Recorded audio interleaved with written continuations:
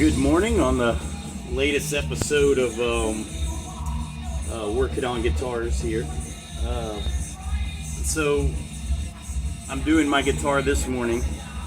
Well, before I do all that, I want to say Happy Mother's Day to all the moms out there, especially all that work hard and all those untold moments you do that make a huge difference in your kid's life.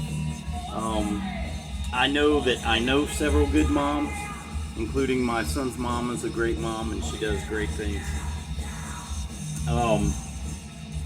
That being said, one of the things, ladies, I think is going to save guitar and rock music is you, because the guitar world has seen a 50% increase in female players, and you should keep playing.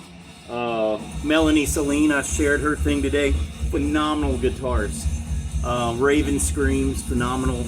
There's a lot of ladies out there that are killing it. And my favorite lady that kills it on the guitar is the one that focuses on playing the guitar. Like, I don't care about hair flips and cleavage and all that. I want to see how great they play guitar, because that is ultimately what's going to save guitar and rock music in general. So it's good to see them. And it's good to see women who rock. Metallica girl, people like that. I'll tell you this, when I was a kid, and I was 16 years ago old, there was no girls like Metallica girl or Melanie Celine or Raven Screams or any women that looked remotely like that listening to rock music. So it's really cool that you guys get into that and enjoy it, and I like to see that in young people. But today's project, strap locks, yet again, on one of my favorite guitars. I'll turn it this way for you. This is a Guitar Center exclusive, and it's satin, and I named it Dr. Pepper, and then I got a guy named Gig Inc. to give me a pick guard with the Dr. Pepper logo on it. So that's the name of this guitar. I name most of my guitars, and like I said, this is a Guitar Center exclusive. I'd say it fits in the realm of a like a Les Paul tribute, but it didn't have the pickup covers, which I added later, and because I really like it with pickup covers as opposed to exposed pickups, and it really didn't affect the playability of this guitar. It still sounds amazing. So this is one of my favorite guitars, and for some of you who don't know, satin doesn't have that polished lacquer or nitro or whatever you want to call it that they put on there. It's just pretty much the paint, which when you play it, your own body oil will wear into it. So I take a lot of care to polish this one, because I don't relic my guitars. That's going to happen when I don't like it, like when I dropped my Les Paul the other day. But when you look at it, it's really pretty. It's a beautiful guitar, but the more important thing is you can see how shiny the neck is? This is all my hand oil when I played this, and it makes it really smooth, and it actually makes it a faster playing neck than, say, one that's got the lacquer finish on it. So this one is really great. I wash it and clean it a good bit so that it stays pretty. I always thought it would be cool, and I'm sure there's some engineering to it that would cost a lot of money, if they could do the lacquered nitro high gloss finish, but just use a satin neck. And I think they came close to it with a Ghost Horse, where they did the front of it like that, and the back of it has that almost satin feel. So, well, let's get into altering this guitar this morning. So, and I always save these because some people are purists. They want to keep their guitar original, so I'll put the original strap lock back in the case, or strap the nut back in the case. But kind of like the Ghost Horse with your Les Pauls, the strap being right here on the bend of the horn, if you get a little excited like I did and you're moving your guitar around, and sometimes the strap will peel off and you don't notice it because you're supporting it, and then you take your hand away from the guitar and boom.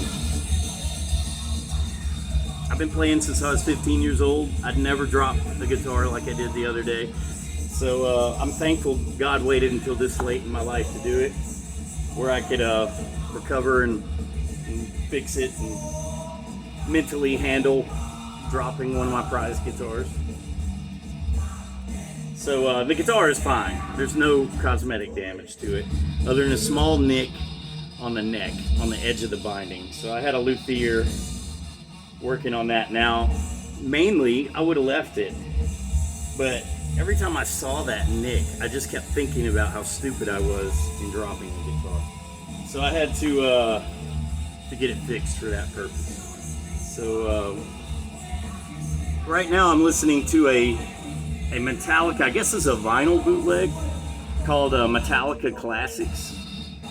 And it's a compilation of soundboard recordings from their career. And it's just so much fun. Whoever put it together like a Metallica set list, like they would put it together live. But it comes from all eras, Master of Puppets up until now. And I like it because it's refreshing just to hear on a vinyl a bunch of different songs.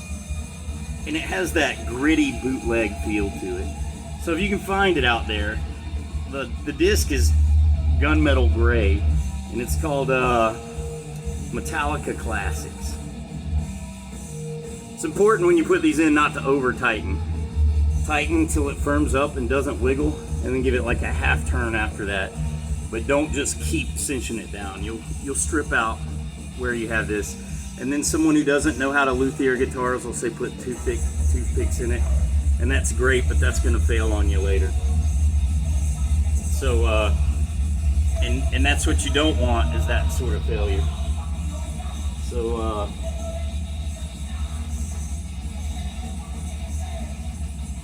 all right. I used to not use strap locks because I thought I'll leave them how they are, and I'm smart enough not to drop a guitar. That proven to not be true. So, which was horribly, horribly disappointing.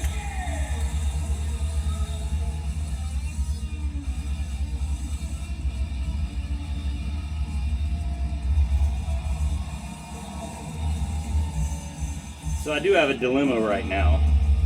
I've ordered some 57 classic pickups, and I'm thinking about putting them in my 57 classic Gibson pickups, and I'm thinking about putting them in the 3 positions in my Joe Bonamassa signature series, so that it has the actual Gibson pickups in it. And I'm like, do I leave it? Do I change it because I would play it and I think it'd be cool?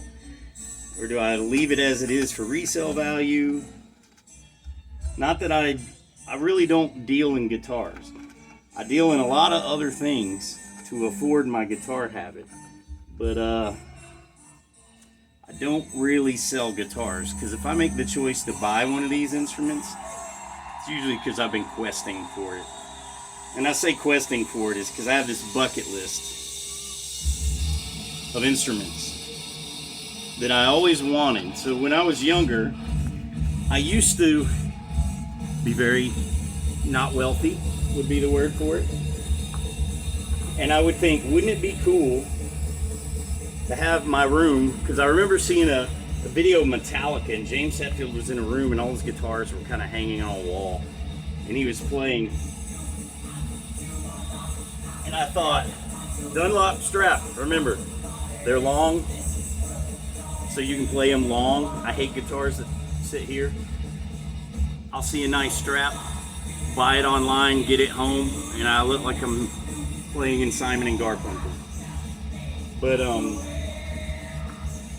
But seeing James pick all those different guitars up and play them, I was like, man, when I get older, when I can afford stuff, I want something like that. I want to be able to go into a room and pick the instrument I want to play. And here's the other thing. While I love certain artists, and I do buy Signature Series guitars just because I really dig some of the remakes that they make, but for the most part, my favorite guitars are my guitars. And they're ones that I make part of my personality, because that's what the artist did. They made a guitar of their personality. So I kind of view it as develop your own personality and be proud of that. Like, so I've got a Epiphone White 85, and I could totally trick it out to be James Hetfield's guitar. But it still isn't James Hetfield's guitar. It's just a facsimile of James Hetfield's guitar. It's my guitar. So I value me and what I think more than what I think of artists, even my favorite ones. So, you know, just because I like their music and I love what they do, doesn't mean I'm insanely committed to every thought they have in their head. And I've seen some people like that, and I realize what it is. It really is kind of like the song Hero of the Day. People are trying to find their hero of the day, and when they find it, when they find that messiah, when they find that person that gives them guidance and strength, they emulate them. And it's a great flattery, but at the end of the day, that ain't gonna work for you, because you're just a Joe Schmo like me trying to make it through life and own a room full of guitars or whatever it is you're trying to do. I have other hobbies besides guitars, which obviously doesn't really make Instagram. I'm an avid vinyl collector. I go to concerts all the time. I used to collect action figures, but I have found that selling those action figures allows me to buy more guitars. So, and that makes me sound kind of like I have a problem, a guitar problem. It's only a problem if you can't buy anymore, right? So, bucket list. So I've got a Gibson Custom that I want to be on there. I want an 85 Explorer, even if they remake it. I'd like it. I think I'm going to wait for Gibson to remake it. I'm going to be waiting a while, I guess. Or an 84 Explorer, I'm sorry. I would love a black Flying V with a white pick guard. I just think that's such an elegant looking thing. I have the white one, which is my favorite, but the runner-up to that one would be the black one, and the runner-up to that one, which I've already possessed, is the cherry red, which is pretty amazing. I want one of those Emperor Swingster Epiphones with a Bigsby. Thing is huge. It's a big guitar. And the big thing is I've been practicing learning some different styles of music outside of thrash and metal. Because I think it's important for growth and to keep it interesting. I love jamming metal with Henry Metal, but I am just as happy when I pick up my acoustic guitar and jam too. So trying to still grow even at 47. Elements of my personality to enjoy playing guitar. But ultimately, I have no plan to be famous, other than Insta famous, I suppose. But the fun part is just having something to occupy your mind and your time that makes you feel good. You know, there are very positive ways to do that in life, and doing it with guitars and music is super healthy, as opposed to, say, doing it with booze or alcohol or drugs, which obviously I'm a veteran in 2 wars, and I'm not gonna lie, there is a pull towards those things that you have to be very, very careful of. And some of you are veterans and understand this kind of thing. It can happen because often as a veteran you have to be very disciplined in your thought process of what you think about. So I try to focus on the good things like guitars and instruments, music, my kids and things like that.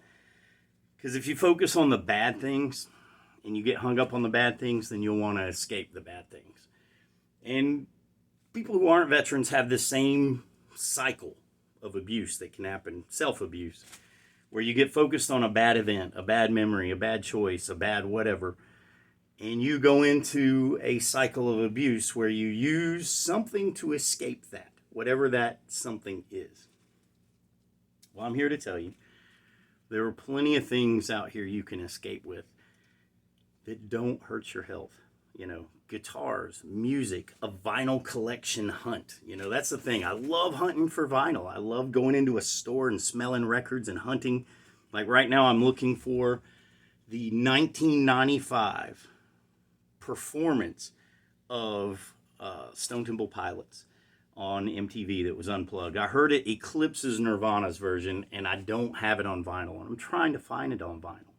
So fill your life with healthy exploits and goals of things you enjoy doing that don't trigger negative ramifications to relationships and health. And the other thing is you need a buddy. You need someone you can call. I've got friends I talk to every morning on my way to work and on my way home from work. And I do for them what they do for me.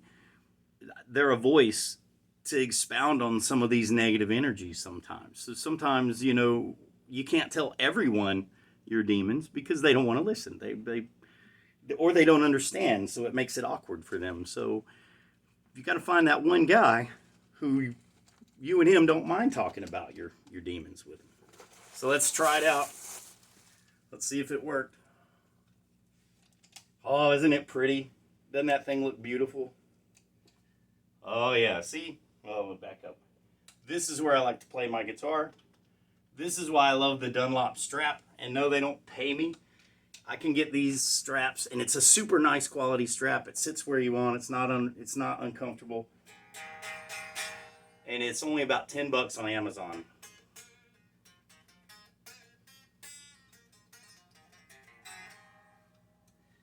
So anyway, happy Mother's Day. I hope you guys are having a great day. I'm having a good day. I'm getting to do what I like, which is play with guitars. So have a great day.